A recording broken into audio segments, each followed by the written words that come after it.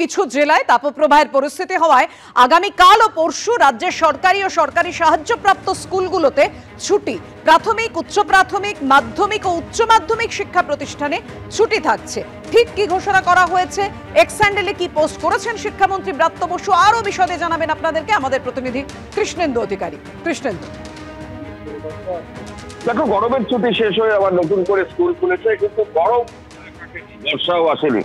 স্বাভাবিকভাবে একটা সকালে স্কুল খোলার একটা দাবি জেলা থেকেই আসছিল, কারণ যেটা খবর পাওয়া যাচ্ছিল কয়েকদিন ধরেই যে বিভিন্ন স্কুলে, বিশেষত পূর্ব মেদিনীপুর, পুরুলিয়া, বাঁকুড়া, বিভিন্ন জেলার স্কুলগুলোতে বাচ্চারা যারা শিশু, যারা প্রাথমিক স্কুলে পড়ে, সেখানে হঠাৎ অসুস্থ হয়ে পড়ছে। বিভিন্ন স্কুল থেকে এই ছবি উঠে আসছিল এবং সেই প্রেক্ষাপটে সরকার তড়িঘড়ি করে সিদ্ধান্ত নিয়েছে যে শিক্ষামন্ত্রী আজকে জানিয়েছেন যে আগামীকাল শুক্রবার এবং আগামী পরশু শনিবার এই দুদিন গোটা রাজ্য জুড়ে পঠন পাঠন বন্ধ থাকবে স্কুলগুলোতে। অর্থাৎ প্রাথমিক স্কুল, উচ্চ প্রাথমিক স্কুল, মাধ্যমিক স্কুল, উচ্চ মাধ্যমিক স্কুল, সমস্ত স্কুলে সমস্ত স্কুলগুলোতে পঠন পাঠন বন্ধ থাকবে, স্কুল বন্ধ থাকবে। এই দুদিন আগামী স্কুল বন্ধ রাখার সিদ্ধান্ত নিয়েছে এবং মধ্যশিক্ষা পর্ষদ বা প্রাথমিক শিক্ষা পর্ষদ এ ব্যাপারে কিছুক্ষণ পরেই বিজ্ঞপ্তি জারি করবে। স্কুলগুলোতেও সেই বিজ্ঞপ্তি পাঠানো হচ্ছে এবং সরকারি সূত্রে যেটা জানা যাচ্ছে, শিক্ষামন্ত্রী এক্স হ্যান্ডেলে লিখেওছেন যে যেহেতু তাপপ্রবাহের খবর পাওয়া যাচ্ছে বিভিন্ন জেলা থেকে এবং জেলা থেকেই দাবি উঠছে যে শিশুরা অসুস্থ হয়ে পড়ছেন, সেই প্রেক্ষাপটে এই সিদ্ধান্ত এবং আগামী ক্ষেত্রে কি সিদ্ধান্ত সরকার নেয় সে ব্যাপারেও পরবর্তী ক্ষেত্রে সরকার সিদ্ধান্ত ঘোষণা করবে। আপাতত আগামীকাল এবং আগামী পরশু রাজ্যের সমস্ত স্কুলে পঠন পাঠন বন্ধ রাখা হয়েছে এই তাপপ্রবাহের জেরে। ধন্যবাদ তোমায় কৃষ্ণেন্দু। উচ্চ মাধ্যমিকের ফল প্রকাশের প্রায় 40 দিন পর খুলছে কলেজে ভর্তির পোর্টাল। আগামী 17ই জুন স্নাতকে ভর্তির পোর্টাল খুলছে, এমনই খবর সূত্রের। বিকেল 4টে পোর্টালের উদ্বোধন। আরো বিস্তারিত জানাবেন আমাদের প্রতিনিধি কৃষ্ণেন্দু অধিকারী। কৃষ্ণেন্দু, জানাও। দেখো, উচ্চ মাধ্যমিকের রেজাল্ট বেরিয়েছে 7ই মে।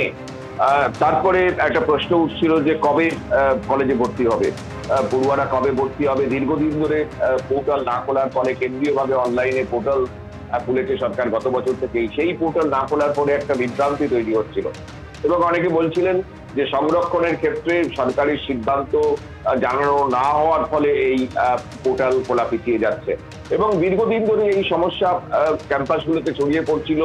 যাদবপুর প্রেসিডেন্সি সহ একাধিক বিশ্ববিদ্যালয়, এমনকি রাজ্যের সমস্ত কলেজে যে ছাত্রছাত্রীরা কবে ভর্তি হবেন। অবশেষে সরকারি সিদ্ধান্ত যেটা জানা যাচ্ছে যে 17ই জুন বিকেল 4টে সেই আনুষ্ঠানিকভাবে কেন্দ্রীয় অনলাইনে যে ভর্তির পোর্টাল সেটা চালু হবে এবং সেটা উদ্বোধন হবে এবং তারপর থেকে ছাত্রছাত্রীরা আবেদন করতে পারবেন স্নাতকে।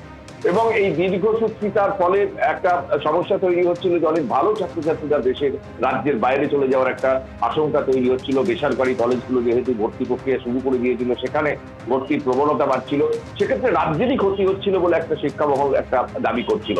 সেই প্রেক্ষাপটে বারবার দাবি উঠছিল যে এই পোর্টাল কবে খুলবে, ভর্তি কবে শুরু হবে। এতদিন হয়ে গেল, রেজাল্ট বেরিয়েছে।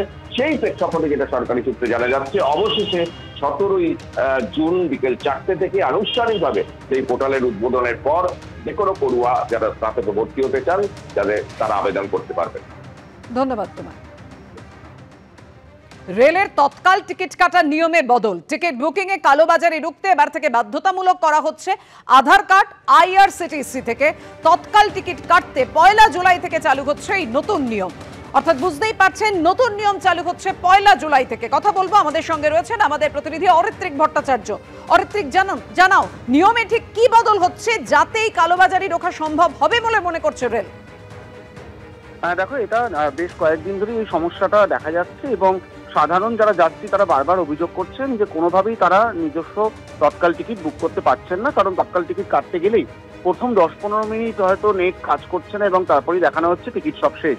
এই বিষয়টি অনুসন্ধান করতে গিয়ে রেল কিন্তু বেশ কয়েকটি ভুয়ো এই ধরনের প্রোফাইল আইআরসিটিসি সেগুলোকে ব্লকও করেছে এবং তারপর যে সিদ্ধান্ত নেওয়া হয়েছে তাতে 1 জুলাই থেকে আধার কার্ড যে নাম্বার, সেখানে যে ফোন অ্যাটাচ করা আছে সেই ওটিপি আসবে এবং সেই ওটিপির ভিত্তিতেই আইআরসিটিসি থেকে তৎকাল টিকিট কাটা যাবে। পাশাপাশি যাতে সাধারণ মানুষ সুযোগটা পান টিকিট কাটার, তার জন্য আরো একটি নিয়ম চালু হচ্ছে 1 জুলাই থেকে। সেটা হচ্ছে, আমরা জানি যে তৎকাল টিকিট এসির ক্ষেত্রে সকাল 10টার সময় দেওয়া হয় এবং সকাল 11টার সময় নন এসি উইন্ডো খোলে। প্রথম আধ ঘন্টা কোনো এজেন্ট কিন্তু টিকিট কাটতে পারবেন না, তারপর থেকে এজেন্ট টিকিট কাটতে পারবেন। প্রথম আধ ঘন্টা শুধুমাত্র সাধারণ যাত্রী সাধারণ ইউজার তাদের জন্য তৎকাল টিকিট কাটার সুবিধা রাখা হচ্ছে। ধন্যবাদ তোমায়।